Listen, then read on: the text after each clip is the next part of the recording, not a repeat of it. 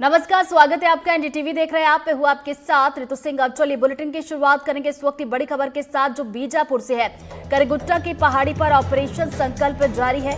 लगातार नक्सलियों को घेरने के लिए जवान आगे बढ़ रहे हैं। पहाड़ के चारों तरफ लॉन्च पैड से हेलीकॉप्टर मूवमेंट भी अब तेज कर दिया गया है और ऑपरेशन में DRG, STF, cobra, CRPF, BSF, ITBP और सीएएफ शामिल है।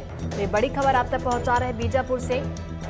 और ये ऑपरेशन देखिए लगातार चल रहा है करगुट्टा की पहाड़ी पर और नक्सलियों को घेरने के लिए जवान लगातार आगे बढ़ते जा रहे हैं। तो पहाड़ों के चारों तरफ से लॉन्च पैड से हेलीकॉप्टर का जो मूवमेंट है वो भी तेज हुआ है और ऑपरेशन में DRG, STF, cobra, CRPF, BSF और आईटीबीपी के साथ साथ सीएएफ भी शामिल है। तो देखिए 4 दिन हो चुके हैं और लगातार ये ऑपरेशन आगे बढ़ता हुआ।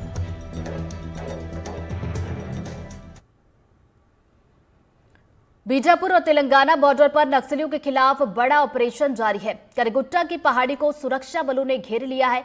वेंकटपुरम से 10 किलोमीटर दूर पलेम बागू से जवान अंदर बढ़ रहे हैं। एनडीटीवी की टीम करगुट्टा की पहाड़ी पर पहुंची, हालांकि सुरक्षा कारणों से हमारी टीम को आगे जाने से रोक दिया गया।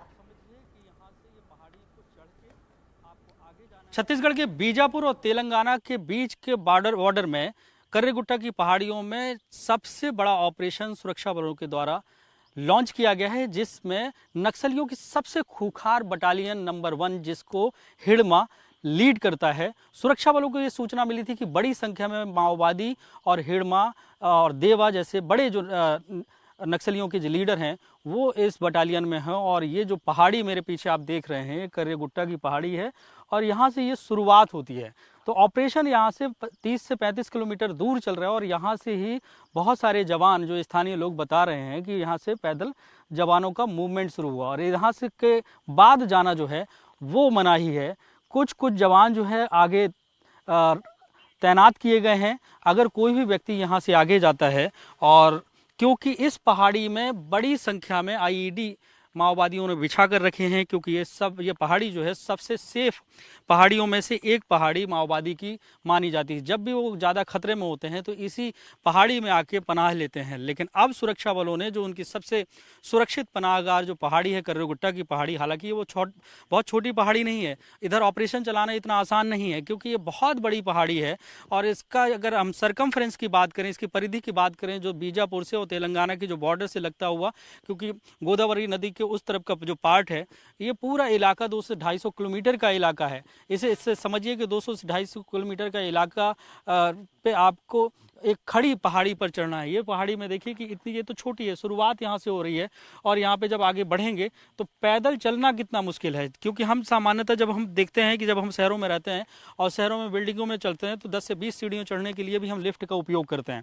लेकिन यहाँ पर हम देखें कि इन पहाड़ी को लगातार चढ़ना है। और ये मेरे पीछे की जो पहाड़ी आपको देखें, ये करीब, मुझे जो अंदाज़ा लग रहा है, ये यहाँ से कम 500 मीटर ऊंची पहाड़ी हो सकती है, क्योंकि इधर से इतना आपको चढ़ते हुए जाना है और यहाँ से रोड समाप्त हो जाती है। कच्ची पगडंडी है और पगडंडी में आपको चढ़ना है और जब इस चढ़ेंगे तो कितना मुश्किल होगा। इससे समझिए कि जवानों को कितनी दिक्कतें हो सकती हैं। और जवानों को खाली हाथ नहीं चलना है। जब हम खाली हाथ भी चढ़ेंगे तो हमें हाफी आना शुरू हो जाती है, लेकिन जवानों को 25 से 30 किलो वजन लेके चलना है। गर्मी का समय है तो ऐसे में उन्हें कुछ ज़्यादा वजन लेके चलना है, क्योंकि एक दिन में ये मानिए सामान्यतः हम 5 से 6 लीटर पानी पीते हैं, तो उन्हें भी कम से कम ये मानिए कि 8 से 10 लीटर इतनी गर्मी में पानी की आवश्यकता होगी। ये पानी भी सुरक्षा बलों तक पहुंचाना कितना मुश्किल होगा। यही वजह है कि इन हेलीकॉप्टर के जरिए बहुत सारी चीज़ें माओवादियों को वहाँ तक पहुँचाई जाती हैं। जो चारों तरफ इसके कैंप बने हुए हैं सुरक्षा बलों के, वहाँ से बहुत सारी रसद सुरक्षा बलों को पहुँचाई जाती है ताकि उनको ज़्यादा से ज़्यादा बैकअप सपोर्ट दिया जा सके, क्योंकि इतने साहस भरा काम वो उनके द्वारा किया जा रहा है। और जो संख्या माओवादियों की बताई जा रही है, क्योंकि बटालियन नंबर 1 है, सबसे मजबूत बटालियन है, अत्याधुनिक हथियारों से लैस बटालियन है, इसकी संख्या करीब माना जा रहा है कि 800 से 1000 हो सकती है। और इसको घेरने के लिए जो अभी तक की बात सामने आई, उसमें 10,000 से ज़्यादा जवानों ने चारों तरफ से घेरा है, वो लगातार आगे तरफ बढ़ रहे हैं।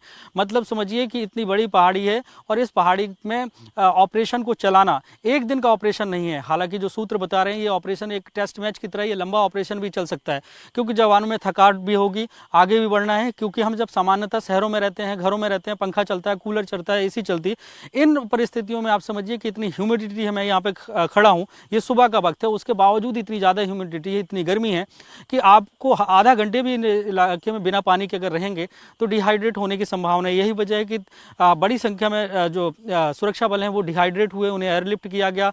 अब वेंकटपुरम जहाँ पे मैं मौजूद हूँ, जिस जो ब्लॉक है और उसी का जो इलाका है, ये कर्रागुट्टा की जो पहाड़ियाँ मेरे पीछे जो आप देख रहे हैं ये पहाड़ियाँ हैं, तो उन्हें यहाँ पर पहले लाया गया, फिर यहाँ के बाद उन्हें शिफ्ट किया गया, भद्राचलम शिफ्ट किया गया, जहाँ पर उनको इलाज दिया जा रहा है। बाकी बैकअप में भी बहुत सारी पार्टियाँ हैं और ये ऑपरेशन चल रहा है। चारों तरफ से इस पर मॉनिटरिंग रखी जा रही है। वेंकटपुरम से भी मॉनिटरिंग रखी जा रही है। बीजापुर में कंट्रोल रूम बनाया गया है जहाँ पे वहाँ के एसपी हैं। छत्तीसगढ़ जो बस्तर है, बस्तर के आईजी हैं पी सुंदरराज, वो लगातार इस पूरी मॉनिटरिंग कर रही है। छत्तीसगढ़ सरकार पूरी मॉनिटरिंग कर रही है।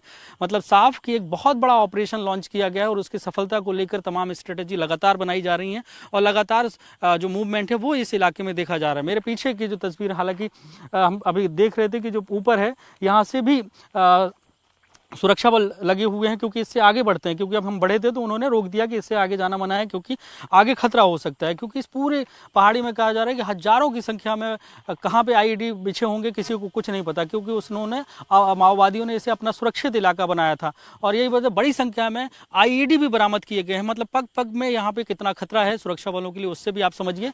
लेकिन ये ऑपरेशन जो है वो लगातार चल रहा है और उम्मीद ये की जा रही है कि जल्द कोई बड़ी खबर आ सकती है और छत्तीसगढ़ के इतिहास के जो सबसे बड़े ऑपरेशनों में से एक ऑपरेशन ये हो सकता है। और जैसा कि सुरक्षा बलों ने के तरफ से जो प्रेस रिलीज जारी की गई थी उसमें ये कहा गया था कि ये निर्णायक लड़ाई की तरफ ये ऑपरेशन चल रहा है, ऑपरेशन संकल्प।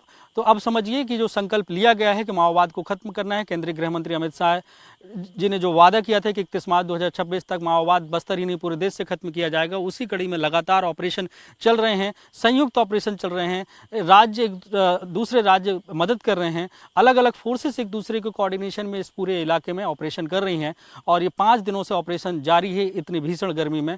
तो उम्मीद की जा सकती है कि जो मेरे पीछे की पहाड़ियाँ हैं, ये जो माओवाद का जो पनाह है वो पनाह घर जो है उनका जल्द से जल्द निस्त नाबूद होगा और ऑपरेशन सफल होगा। और जो जिस मंशा से उस ऑपरेशन को लॉन्च किया गया है कि इस पूरे इलाके को विकास से जोड़ना है और पिछड़ेपन से इसे दूर करना है, माओवाद के दंश से ख़त्म करना है, उसको लेकर ये एक बहुत बड़ा ऑपरेशन छत्तीसगढ़ में चल रहा है। कैमरा पर्सन प्रवीण साहू के साथ जुल्फिकार अली, एनडीटीवी।